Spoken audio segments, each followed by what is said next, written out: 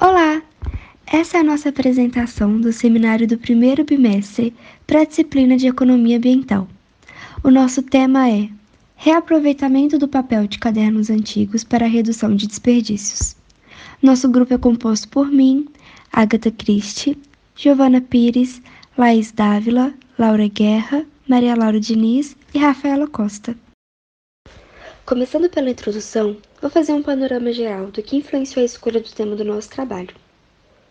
A partir da década de 70, surgem movimentos ambientalistas que explicam por que a preocupação com o meio ambiente está diretamente relacionada ao desenvolvimento socioeconômico de um local.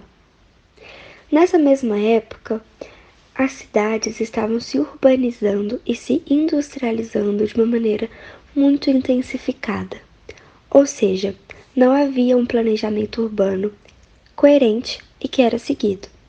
As empresas também, em sua maioria, não dispunham de um sistema de gestão ambiental. Ou seja, não havia um controle dos resíduos gerados, tanto nas cidades, tanto nas indústrias. Pensando nisso, o nosso grupo percebeu que 39% do lixo produzido pelas cidades brasileiras é papel e papelão. Então a gente pensou em possibilidades possíveis para a reciclagem desse papel. Porém, pensar na reciclagem e na reutilização desse papel é pensar uma economia circular. E afinal, o que é economia circular? Economia circular é um modelo de produção que se opõe à economia linear. A economia linear se baseia nas seguintes etapas: extração de recursos naturais, processamento, onde os recursos naturais vão ser transformados em matéria-prima, transformação da matéria-prima em produto, consumo do produto e descarte. A economia circular, por sua vez, surge como uma alternativa, onde os produtos são idealizados de maneira com que haja a possibilidade de reutilização. Ela funciona à base dos 3 R's: reduzir, reutilizar e reciclar. Pensar em uma economia circular é prezar pelo meio ambiente. Então, o nosso trabalho relaciona o descarte de papel e economia circular. Pensa em como juntar esses dois fatores e como gerar uma alternativa possível e benéfica para o nosso meio ambiente. Objetivos. Objetivo geral. O objetivo geral da pesquisa é avaliar e quantificar a perda de papel gerada por descarte de cadernos que ainda possuem folhas inutilizadas e propor medidas de reuso dessas folhas em questão, de forma a colocar em prática a aplicação da economia circular aprendida em sala. Objetivos específicos: quantificar o papel inutilizado desses cadernos, analisar o potencial de reuso e apresentar medidas de reaproveitamento. Bom, agora eu vou abordar a perspectiva nacional e mundial da produção de papel. Primeiramente, é importante definir que o papel ele é um produto renovável, reciclável, além de ser completamente biodegradável, e o seu ciclo de vida ele vai estar totalmente correlacionado com o meio ambiente. E por isso, é importante buscar métodos de sustentabilidade para inserir na gestão de negócio das indústrias de celulose e de papel. Como trazido aqui no slide, o setor da celulose e do papel é um conjunto formado por 3 outras indústrias, que vai ser a indústria da celulose, a indústria de papel e também a indústria de artefatos e papéis. E essas 3 indústrias em conjunto, juntamente com as florestas, a indústria de editoração e gráfica e também os segmentos distribuidores, vão constituir a cadeia produtiva da celulose e do papel, como é exemplificado aqui nesse fluxograma, onde tem a floresta, que é dividida entre floresta nativa e plantada, e vai ser a plantada que vai ser utilizada. E o processo começa nas indústrias de celulose e aqui ele sofre uma bifurcação, que vai ser a divisão de celulose de mercado e a celulose de integração. A celulose de mercado ela vai ser extremamente e unicamente direcionada para o mercado externo. Já a celulose de integração ela é direcionada às indústrias de papéis, então ela vai ter 3 destinos finais, que é a indústria de artefatos de papel, a editoração e gráfica e, juntamente com a celulose de mercado, ela vai compor também o mercado externo. Essa produção vai desempenhar um papel muito importante tanto no âmbito da economia nacional como também no cenário mundial. Isso se deve principalmente à receita que é gerada a partir desse processo. Bom, o setor da celulose e papel tem grande importância quando o assunto são as exportações brasileiras, né? Visto que nos últimos anos esse setor sofreu uma grande intensificação nas operações de comércio no exterior. Isso ocorreu devido à conquista de novos mercados e também na manutenção do saldo comercial positivo, né? De acordo com a Bracel, em 2010, esse saldo foi de cerca de 4,9 bilhões de dólares. E essa intensificação também é evidenciada pelo censo realizado pelo IBGE, que é o Instituto Brasileiro de Geografia e Estatística, onde no ano de 1996 o Brasil atingiu o valor bruto de uma produção de 36,5 bilhões de reais. Isso também evidencia o fato de que hoje o Brasil está entre os 10 maiores produtores de papéis do mundo em 2020, onde a produção é de cerca de 2,1 milhões de toneladas e cerca de 80% dessa produção é voltada para o mercado interno. Já no ano de 2020, né, com a pandemia do Covid-19, algumas instituições de ensino e também algumas empresas adotaram o regime remoto e por isso houve uma queda, um recuo na produção de papel e essa taxa foi superior a 14%. No entanto, essa queda ela não foi homogênea para todos os tipos de papel, visto que com a adaptação da população a esse novo regime, no caso da pandemia, provocou um aumento em outros tipos de consumo, no caso, o consumo de bens essenciais, alimentos, higiene pessoal, além do avanço de pedidos de entrega a domicílio e também no desenvolvimento do próprio e-commerce, né?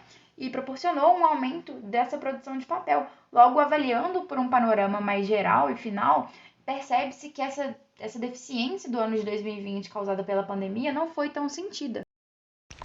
Entretanto, apesar de ter extrema importância para a economia nacional, o setor de celulose e papel gera uma quantidade considerável de resíduos.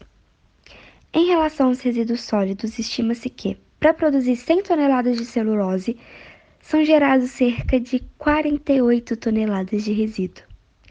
Em relação aos resíduos gasosos, são produzidos materiais particulados, compostos de óxidos de nitrogênio e de enxofre, compostos orgânicos voláteis, cloro e dióxido de cloro. Em relação aos resíduos líquidos, as indústrias de celulose e papel geram muita água. Essa água, no final da lavagem, é rica em sólidos suspensos, matéria orgânica dissolvida, cor e compostos organoclorados. Há também o despejo de tinta, corante, graxa, óleo e outros efluentes líquidos. O alto consumo de matéria-prima, bem como a alta produção de subprodutos e resíduos, são extremamente prejudiciais ao meio ambiente. Inicialmente, há uma grande retirada de matéria-prima, bem como madeira e água, e não há reposição. A medida mais comum de mitigação é a reutilização de subprodutos que normalmente é praticada em fábricas e indústrias. Quando a reutilização não se mostra vantajosa, o subproduto é vendido e levado a outro destino. Outra forma de diminuir os danos é por meio da reciclagem. A produção de papel a partir do papel é a mais comum. É uma medida prática que pode ser realizada em grande e pequena escala, em casa ou em indústrias. O papel é misturado a outros ingredientes além da água e, de acordo com a variedade de receitas, é possível chegar a um material final que diminui a formação de resíduos sólidos após o uso.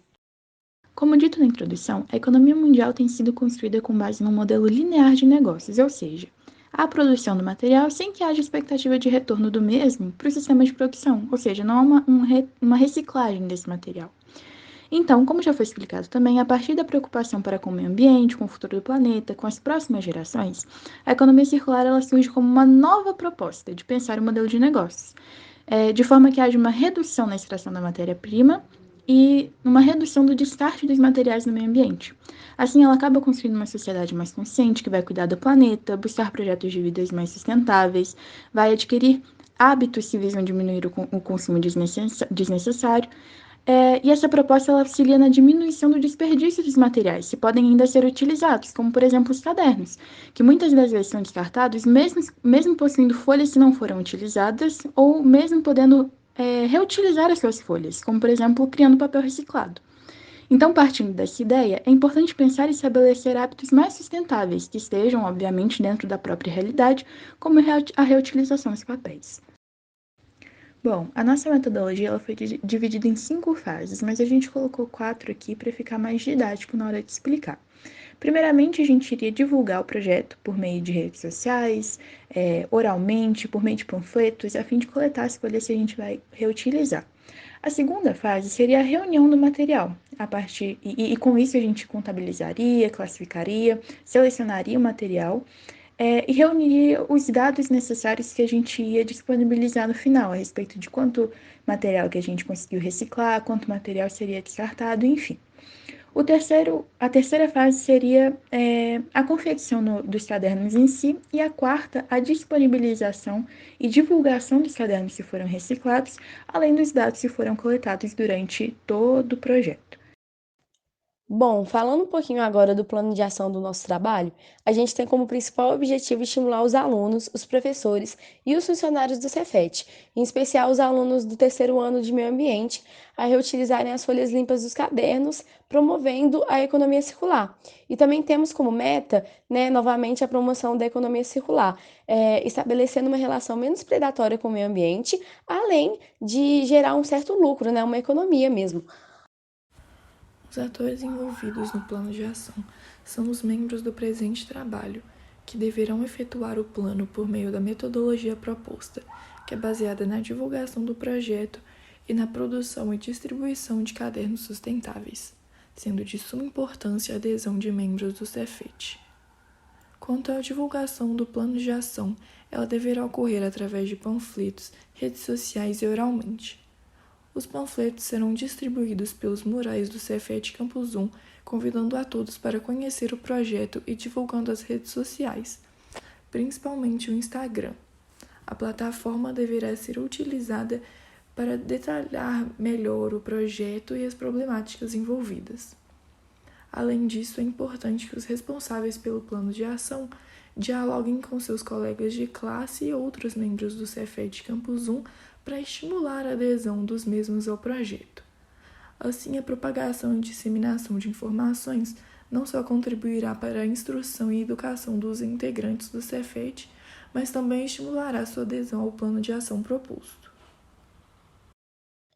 Vamos falar agora do cronograma de aplicação dos nossos estudos.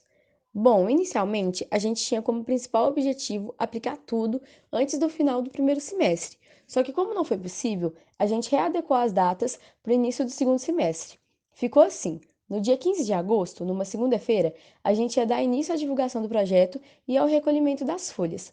Para aí sim, no dia 4 de setembro, ou seja, num domingo, a gente parar com o recolhimento das folhas. Vocês podem se perguntar o porquê de ser num domingo, né? Bom, como a ideia principal é incluir todos os setores e todas as pessoas, a gente botou no domingo, porque alguns setores do Cefet funcionam sim no fim de semana. Seguindo, no dia 5 de setembro, numa segunda-feira, a gente ia dar início à triagem e à execução dos cadernos. Para aí sim, no dia 19 de setembro, novamente numa segunda-feira, a gente encerrar esse processo. Assim, no dia 20 de setembro, ou seja, numa terça-feira, a gente daria início à disponibilização dos cadernos reciclados e também à divulgação dos dados coletados. Por fim, no dia 7 de outubro, numa sexta-feira, a gente encerraria todo esse processo. Com isso, finalizamos a apresentação do nosso trabalho. Essas são as referências utilizadas. Muito obrigada por assistir até aqui.